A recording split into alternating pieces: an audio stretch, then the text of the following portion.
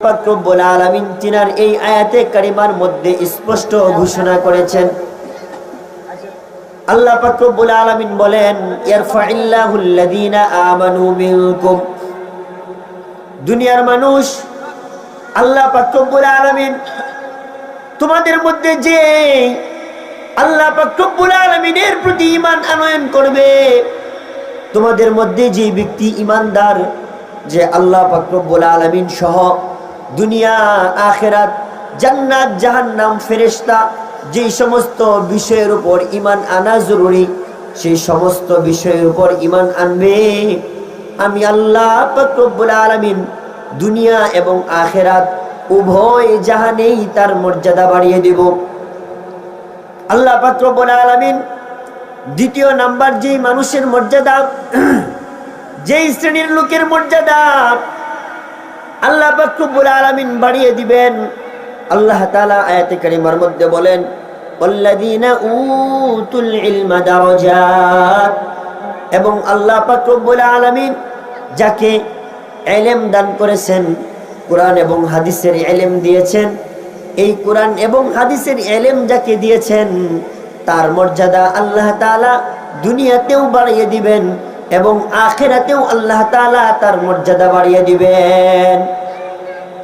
মুহতারাম হাজিরিন, যারা কোরআন এবং হাদিসের ইলম শিখে, আল্লাহর রাসূল সাল্লাল্লাহু আলাইহি ওয়াসাল্লাম কোরআন এবং হাদিসের ইলম যারা শিখে, যারা কোরআন পড়ে, তাদের ব্যাপারে স্পষ্ট ঘোষণা করেছেন, খায়রুকুম মান তাআল্লামাল কুরআনা ওয়া আল্লামা। দুনিয়ার মধ্যে যত শ্রেণীর শিক্ষার্থী আছে, যত শ্রেণীর শিক্ষক আছে, জাগতিক শিক্ষার কোনো অভাব নাই, দুনিয়াবি শিক্ষার কোনো শেষ নাই।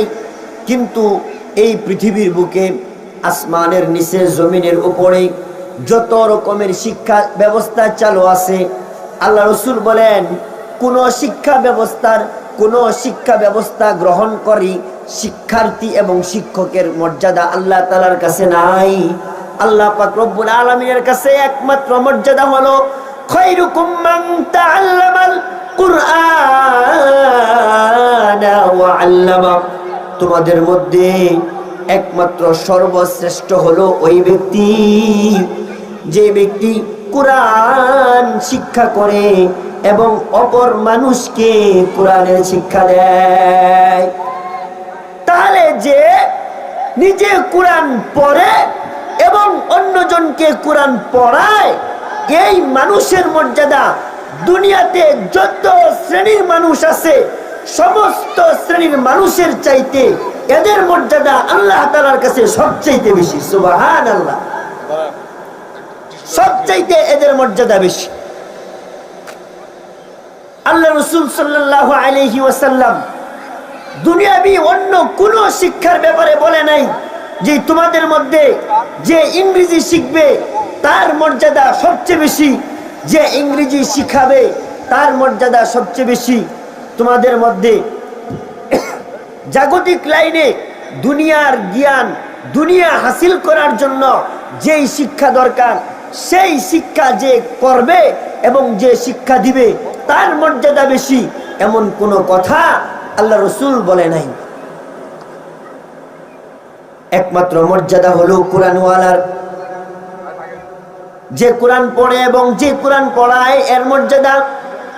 পৃথিবীর মধ্যে যত মানুষ আছে, সকল মানুষের চাইতে এদের মর্যাদা বেশি। কেমন বেশি?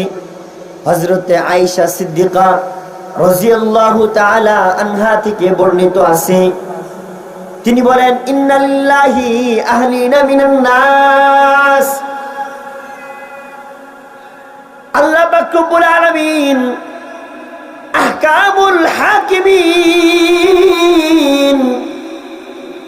দুনিয়ার মানুষের মধ্যে আহকামুল হাকিমিনের কিছু খাস লোক আছে, পরিবারভুক্ত লোক আছে। মুহতারাম হাজিরিন, আজকে আমাদের দুনিয়ার যারা ক্ষমতাসীন, দুনিয়ার যারা প্রভাব প্রতিপত্তিওয়ালা, তাদের কিছু খাস লোক থাকে। দেখবেন কাউন্সিলর থেকে শুরু করে একদম মেয়র, এমপি, মন্ত্রী সব শ্রেণীর ক্ষমতাধর মানুষের কিছু খাস কিছু পার্সোনাল মানুষ থাকে যারা তাদের আস্থাভাজন হয়। আল্লাহ পাক রব্বুল আলামিনের এমন কিছু আস্থাভাজন, এমন কিছু খাস লোক আছে মানুষের মধ্যে। আজকাল আমরা তো কোন নেতার খাস লোক হইতে পারলে বড় খুশি। যদি একজন কাউন্সিলরের খুব আপনজন হতে পারে, একজন মেম্বার, একজন চেয়ারম্যান, একজন মেয়র, একজন এমপি মন্ত্রীর যদি কাছের মানুষ হইতে পারে, একজন বড় ক্ষমতাওয়ালার যদি কাছের মানুষ হইতে পারে, তাহলে তার চাইতে বড় আনন্দওয়ালা আর কেউ নাই। সে নিজেকে আর একটা চেয়ারম্যান দাবি করে। যে চেয়ারম্যানের কাছের লোক, দেখবেন চেয়ারম্যানের চাইতে তার ভাব কোনো দিক দিয়ে কম নাই। যে মন্ত্রীর সাথে চলাফেরা করে, যে এমপির সাথে চলাফেরা করে, দেখবেন তার ভাবসাব এমপির চাইতে অনেক সময় বেশি হয়ে যায়। কথা বলেন ঠিক কিনা? এমপির চাইতে তার ভাব বেশি। এমপি সাহেবের সাথে কথা বলতে হইলে আগে তার কাছ থেকে অনুমতি নিতে হয়। সে যদি অনুমতি দেয় তারপরে এমপি সাহেবের কাছে যাওয়া যায়। কথা বলেন ঠিক কিনা? অনেক সময় এমপি অনুমতি দিয়ে দেয়, কিন্তু হ্যাঁ তার মান, তার পাওয়ার দেখাইবার লাইগা সে ৯-৬ ভোগী সুগি অনেক কিছু করে কিনা বলেন? মুহতারাম হাজিরিন, এবার বলেন, দুনিয়ার এই সমস্ত মানুষ যাদের ক্ষমতার ১ সেকেন্ডের কোনো ভরসা নাই, আসেনি? এখন আছে তো একটু বলে নাই, 1 সেকেন্ডের ভরসা নাই। দমটা বাইর হয়ে গেলেই সব শেষ। নিঃশ্বাসটা বের হয়ে গেলেই সব ক্ষমতা মাটি হয়ে যায়। আর হায়াতের তো, নিঃশ্বাসের তো বিশ্বাস নাই, আসেনি বলেন? এই মুহূর্তে যারা আছে, এশার আজান পর্যন্ত হায়াত আছে না নাই আমরা কেউ বলতে পারি না। অথচ এই যে একেবারেই অনিশ্চিত একটা ক্ষমতা, অনিশ্চিত একটা পাওয়ার, এই পাওয়ার পায়া পাওয়ারওয়ালার সাথী হইতে পারে, সে নিজেকে অনেক কিছু মনে করে। অথচ যেই আহকামুল হাকিমিন রব্বুল আলামিন, যিনি চিরকাল আছেন এবং চিরকাল থাকবেন, যার কোনো মরণ নাই, যার ক্ষমতার কোনো শেষ নাই, যার ক্ষমতার কোনো ক্ষয় নাই, যার উপরে আর কোনো ক্ষমতার ধর নাই, যার উপরে আর কোনো পাওয়ারফুল কেউ নাই, যদি ওই আল্লাহ রব্বুল আলামিনের খাস লোক হওয়া যায়, বলেন এর চাইতে বড় পাওয়ারওয়ালা, এর চাইতে বড় ক্ষমতাওয়ালা, এর চাইতে বড় খুশনসিব আর কিছু হইতে পারে? যদি কেউ আল্লাহর খাস লোক হয়ে যায়, তাহলে এর চাইতে বড় পাওয়া, এর চাইতে বড় সৌভাগ্য আর কিছুই হইতে পারে না। তো আম্মা জান আয়েশা সিদ্দিকা রাদিয়াল্লাহু তাআলা আনহা তিনি বলেন, ইন্না লিল্লাহি আহলিনা মিনান নাস, মানুষের মধ্যে আল্লাহ পাক রব্বুল আলামিনের এমন কিছু খাস লোক আছে যাদের সম্পর্ক আল্লাহ তাআলার সাথে গভীর। আল্লাহ যাদেরকে অত্যন্ত ভালোবাসেন, মহব্বত করেন, এবং তারাও মহান আল্লাহ পাক রব্বুল আলামিনকে মহব্বত করে। সাহাবায়ে কেরাম জিজ্ঞাসা করলেন, এই মানুষগুলা কারা? ইয়া রাসূলুল্লাহ, মান হুম ইয়া রাসূলুল্লাহ? আল্লাহ পাক রব্বুল আলামিনের খাস লোক, আল্লাহর ঘনিষ্ঠ লোক মানুষের মধ্যে এরা আবার কারা? আল্লাহ রাসূল সাল্লাল্লাহু আলাইহি ওয়াসাল্লাম বলেন, এরা হইল ওই সমস্ত মানুষ যারা দারুস সালাম ইসলামিয়া মাদ্রাসায় পড়ে আর পড়ায়। যারা মাদ্রাসায় পড়ে, দুনিয়ার যত মাদ্রাসা আছে, এই মাদ্রাসাগুলোতে যারা পড়ে এবং পড়ায়, আল্লাহ রাসূল সাল্লাল্লাহু আলাইহি ওয়াসাল্লাম বলেন, আহলুল কুরআন হুম আহলুল্লাহ ওয়া খাসাতুহু। যারা আহলে কোরআন, যারা কোরআনওয়ালা, যারা কোরআনের হাফেজ হইছে, যারা কোরআনের আলেম হইছে, এই কোরআনওয়ালা লোকগুলোই এরাই হইল আহলুল্লাহ আল্লাহর পরিবারভুক্ত, এবং ওয়াখাসাতুহু এবং এরাই হইল আল্লাহর খাস লোক। সুবহানাল্লাহ। যারা কুরআনওয়ালা, যারা কুরআন পড়ে, যারা কুরআন পড়ায়, এরাই হইল এই পৃথিবীর বুকে আল্লাহর পরিবারভুক্ত লোক, এরাই হইল এই পৃথিবীর বুকে আল্লাহর খাস লোক। আর হাসরের ময়দানে আল্লাহ পাক রব্বুল আলামিন এদেরকে নবীদের পরে সবচাইতে বেশি সুপার পাওয়ার আল্লাহ এদেরকে দান করবেন। নবীদের পরে আল্লাহ তাআলা সবচাইতে যাদেরকে বেশি পাওয়ার দিবেন হাসরের ময়দানে, তারাই হবে এই কুরআনওয়ালা, কুরআনের হাফেজ, কুরআনের আলেম, রাসূলের হাদিস যারা পড়ে এবং যারা পড়ায়, এদেরকে আল্লাহ তাআলা সেই দিন ক্ষমতা দিবেন। রাসূলুল্লাহ সাল্লাল্লাহু আলাইহি ওয়াসাল্লাম হাদিসের মধ্যে বলেন, ইয়াশফাউ ইয়াউমাল কিয়ামাতি আল আম্বিয়া ওয়াল উলামা ওয়াশ শুহাদা ওয়াস সালিহিন। হাসরের ময়দানে গুনাহগার মানুষ যারা আছে, যারা তাদের নিজেদের আমলের কারণে জান্নাতে যাইতে পারবে না, নিজেদের বদ আমল এত বেশি, সপ্তাহে শুক্রবার ছাড়া আমল নামায় আর কোনো নামাজ নাই, এমন মুসল্লি আছে না নাই? বছরে 2 ঈদের নামাজ ছাড়া তাদের আমল নামায় আর কোনো নামাজ নাই। সপ্তাহের মাঝখানে হয়তোবা 2-1 ওয়াক্ত হয়, আর নইলে নাই, এমন মুসল্লি এই দেশে আছে না নাই? এই এলাকায় আছে না নাই? বলেন মুহতারাম হাজিরিন।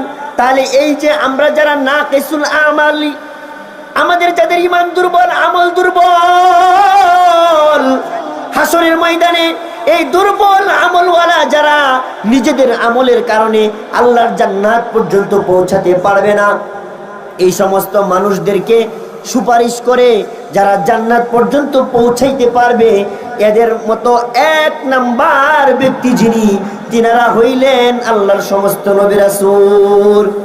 একমাত্র নবী রাসূলরা সর্বপ্রথম তাদের উম্মতদের জন্য রব্বুল আলামিনের কাছে সুপারিশ করে জান্নাত জাহান্নাম থেকে তাদেরকে কি করতে পারবে? জান্নাতে নিতে পারবে। নবীদের পরে যারা গুনাহগার মানুষের জন্য সুপারিশ করে জাহান্নাম থেকে জান্নাত পর্যন্ত পৌঁছাতে পারে, এই 2 নম্বর শ্রেণীর মানুষ হইল উলামা। সুবহানাল্লাহ কইবেন না? উলামায়ে কেরাম, যারা কুরআনের আলেম, যারা হাদিসের আলেম, যারা কুরআন এবং হাদিস পড়ে এবং নিজের সিনায় ধারণ করে সেই অনুযায়ী জিন্দেগি পরিচালনা করে, এই সমস্ত হাফেজে কুরআনরা সেই দিন তাদের আত্মীয় স্বজন, সেই দিন তাদের মা বাবা, তাদের দাদা দাদি, তাদের চাচা চাচি, তাদের নানা নানি, এদেরকে সুপারিশ করে হাসরের ময়দানে আল্লাহ তাআলা তাদেরকে এমন পাওয়ার দিবেন যে জাহান্নাম থেকে বের করেই এদেরকে জান্নাত পর্যন্ত নিয়ে যাবে। সুবহানাল্লাহ। মুহতারাম হাজিরিন, আজকে আমরা আমাদের সন্তানদেরকে মাদ্রাসায় পড়াইতে চাই না। মাদ্রাসায় পড়াইলে এরা লিল্লাহ খাইতে খাইতে জীবন পার হইব, এমন মন্তব্য করে কিনা বলেন? আমাদের সমাজের মানুষের চিন্তা চেতনা এত নিম্নমানের, তারা চিন্তা করে মাদ্রাসায় কেবল দরিদ্র এবং অসহায় যারা একেবারেই খুব এতিম ফকির মিসকিন যারা, এদের ছেলেরাই মনে হয় মাদ্রাসায় পড়ে। ধনীদের ছেলেরা তো পড়বে ইংলিশ মিডিয়ামে পড়বে। ধনীদের ছেলে মেয়েরা এরা জাগতিক শিক্ষায় একদম ছোটকাল থেকে ইংলিশ মিডিয়ামে পড়ে পড়ে বড় ইঞ্জিনিয়ার হবে, বড় ডক্টর হবে, বড় ব্যারিস্টার হবে, এমন স্বপ্ন নিয়ে তারা তাদের সন্তানদেরকে ছোটকাল থেকে ওইভাবেই গঠন করে। কথা বলেন ঠিক কিনা? মুহতারাম হাজিরিন, কিন্তু মনে রাখবেন, আপনি আপনার সন্তানকে যদি ইঞ্জিনিয়ার বানান, আপনি আপনার সন্তানকে বড় ব্যারিস্টার বানাইলেন, আপনি আপনার সন্তানকে বড় ডক্টর বানাইলেন, হাসরের ময়দানে কোনো চিকিৎসার ব্যবস্থা নাই, চিকিৎসা চলবে না, সেইখানে কোনো ডাক্তারের ডাক্তারিগিরি চলবে না। হাসরের ময়দানে একটা আদালত হবে, একটা বিচারের ফয়সালা হবে, বিচার দিবস হবে, কিন্তু সেই দিন আপনার ব্যারিস্টার ছেলে, উকিল ছেলে কোনো উকালতি করতে পারবে না। কথা বলেন ঠিক কিনা? দুনিয়ায় যেমন বাপরে বাপ অপরাধী মানুষকেও 9-6 কইরা তারা আদালত থেকে জামিন মঞ্জুর করে মুক্তি দিয়া নিয়ে আসে, ফাঁসির আসামি তারেও মুক্তি দিয়া ফেলায়, তারও মুক্তি মঞ্জুর করে ফেলে, আছে না নাই? কিন্তু হাসরের ময়দানে আপনার এই ব্যারিস্টার ছেলের ওই জায়গায় ব্যারিস্টারি চলবে না, ওই জায়গায় একমাত্র ব্যারিস্টারি চলবে যারা এই দারুস সালাম ইসলামিয়া মাদ্রাসার মতো সন্তানদেরকে মাদ্রাসাগুলোতে পড়ায়। হাসরের ময়দানে এরা ওই দিন আল্লাহ পাক রব্বুল আলামিনের কাছে আপিল করবে। এরা সেই দিন বলবে, আল্লাহ আজকে আমার মা, আমার বাবা, ওই যে দেখা যায় আমার দাদা, আমার দাদি, আমার নানা, আমার নানি, আমার চাচা আমাকে অনেক কষ্ট করে পড়াশোনা করাইছে, নিজের সন্তানের মতো মহব্বত করে আমাকেও পড়াইছে। আল্লাহ আজকে আমার চাচা দেখা যায় গুনাহগারের লিস্টে, জাহান্নামের লিস্টে। আল্লাহ আমি আমার এই সমস্ত লোকদেরকে ছাড়া, আমার মা বাবা, আমার দাদা দাদি, আমার নানা নানি, আমার চাচা চাচি, আমি, আমার ভাই, আমার বোন, এদেরকে ছাড়া আমি বেহেশতে যাব না। আপনি এদেরকে উঠান, এদেরকে উঠান, আমি এদেরকে নিয়ে আজকে বেহেশতে যাব। মুহতারাম হাজিরিন, আল্লাহ রাসূল সাল্লাল্লাহু আলাইহি ওয়াসাল্লাম বলেন, দুনিয়ার মধ্যে এই যে সমস্ত মানুষ তারা তাদের সন্তানদেরকে মাদ্রাসায় পড়াইতেছে, তারা দুনিয়াতেও ঠকতেছে না, আখিরাতেও ঠকবে না। আমরা তো জাগতিক শিক্ষায় আমাদের সন্তানদেরকে অনেক বড় শিক্ষিত বানাই, পরিশেষে অবস্থা হয় এমন, আমাদের সন্তানরা নিজে জানাজাটাও পড়তে পারে না, আমাদের কাফন দাফনটাও করাইতে পারে না। এমন বড় উচ্চ শিক্ষায় শিক্ষিত সন্তান এই দেশের মানুষের আছে না নাই? বড় শিক্ষিত ছেলে মাশাআল্লাহ সরকারি বড় লেভেলে চাকরি করে, বড় পদে চাকরি করে, মা মারা গেছে, বাবা মারা গেছে, তো মসজিদের ইমাম মুয়াজ্জিন ছাড়া তার মা বাবার না পারে গোসল দিতে, না পারে মা বাবার দাফন আর কাফনের ব্যবস্থা, জানাজার নামাজের ব্যবস্থা করতে। কথা বলেন ঠিক কিনা? তাহলে আমরা যারা আমাদের সন্তানদেরকে মাদ্রাসায় পড়াইতেছি, অন্তত মরণকালে আমাদের এই অবস্থাটা হবে না যে অন্যজনকে ডাইকাই না গোসল দিতে হবে আর জানাজার নামাজ পড়াইতে হবে। মুহতারাম হাজিরিন, হাসরের ময়দানে আল্লাহ পাক রব্বুল আলামিন আপনার আমার যখন হাসরের ময়দান, আপনি আমি যখন হাসরের ময়দানে বড় পেরেশানিতে সময় পার করব, আর দুনিয়াতে যখন আমাদের একটা হাফেজে কোরআন সন্তান রেখে যাব, আমাদের একটা মেয়েকে কোরআনের হাফেজা বানায়া যখন রেখে যাব, এই সন্তানটা যখন আপনার আমার জন্য আল্লাহ পাক রব্বুল আলামিন কুরআনে হাকিমের মধ্যে মা বাবার জন্য দোয়া কেমনে করতে হয় সন্তানকে সেটা শেখানো হয়েছে। আল্লাহ পাক রব্বুল আলামিন নিজে শিক্ষা দিছে, ও দুনিয়ার সন্তান তোমরা যারা আছো, তোমাদের মা বাবা তাদের জীবদ্দশায় এবং তাদের মৃত্যু বরণ করার পরে তোমরা তাদের জন্য কেমনে দোয়া করবা, তাদের সাথে আচরণটা কেমন হবে। মুহতারাম হাজিরিন, দুনিয়ার অন্য কোন শিক্ষায় মা বাবার সাথে কেমন আচরণ করতে হবে, মা বাবা মৃত্যুবরণ করলে তাদের সাথে কেমন আচরণ করতে হবে, তাদের জন্য করণীয় কি সন্তান হিসেবে, সেটা অন্য কোনো শিক্ষায় শিক্ষা দেওয়া হয় নাই। একমাত্র আল্লাহ পাক রব্বুল আলামিন স্বয়ং তিনার কুরআন মাজিদের মধ্যে আল্লাহ তাআলা সন্তানদেরকে সেই শিক্ষা দিয়েছেন। দুনিয়ার সন্তানেরা, তোমাদের মা বাবা তোমাদের জীবদ্দশায় যদি তারা বৃদ্ধ হয়ে যায়, তুমি যদি তাদেরকে বৃদ্ধ অবস্থায় পাও, যদি তোমার জীবনকালেই তোমার হায়াতেই যদি তোমার মা বাবা বৃদ্ধ হয়ে যায়, তাহলে আচরণটা করবা কি? ঢাকায় একটা বৃদ্ধাশ্রমে নিয়ে রাইখা ফালাই আসবা। কি বলেন? আমরা অনেক বড় বড় উচ্চ শিক্ষায় শিক্ষিত, অনেক বড় বড় সরকারি চাকরিজীবীদের মা বাবাদেরকে দেখছি, যে সরকারি চাকরিজীবী, উচ্চ শিক্ষিত, বড় ডক্টর, বড় ইঞ্জিনিয়ার, তাদের মা বাবা বৃদ্ধাশ্রমগুলোতে পচে গলে মরতেছে, আছে না নাই? বড় শিক্ষিত বাবাও সরকারি চাকরি করছে, চাকরি করে রিটায়ার করার পরে পেনশনের টাকাগুলো সন্তানের পিছনে ব্যয় করছে। আর সেই সন্তান যখন যোগ্য হয়েছে, সন্তান যখন সরকারি চাকরি নিছে, আর একটা সরকারি চাকরিওয়ালা মেয়েকে যখন বিবাহ করছে, তখন যেই মা যেই বাবা নিজে না খায়া নিজে না পড়ে নিজের চাকরির সমস্ত টাকাগুলো দিয়ে তারে পড়াশোনা করাইছে, যেই মা বাবা তার পেনশনের টাকাগুলো সন্তানের পিছনে ব্যয় করছে, ওই সন্তান তার বৃদ্ধ মা বাবাকে তার ঘরের মধ্যে রাখার মতো কোনো পরিস্থিতি থাকে না। মুহতারাম হাজিরিন, আপনারা ঢাকা শহরের অনেক বৃদ্ধাশ্রম আছে, আমাদের এই গাজীপুরে বৃদ্ধাশ্রম আছে, আপনারা ওই বৃদ্ধাশ্রমগুলোতে গিয়ে একটু খোঁজ খবর নেন, দেখবেন জাগতিক শিক্ষায় শিক্ষিত সরকারি চাকরিজীবী বড় বড় কর্মকর্তাদের সরকারি চাকরি করে ছেলের বউ উভয়েই, এমন সন্তানের মা বাবা গুলা ওই বৃদ্ধাশ্রমে বেশি।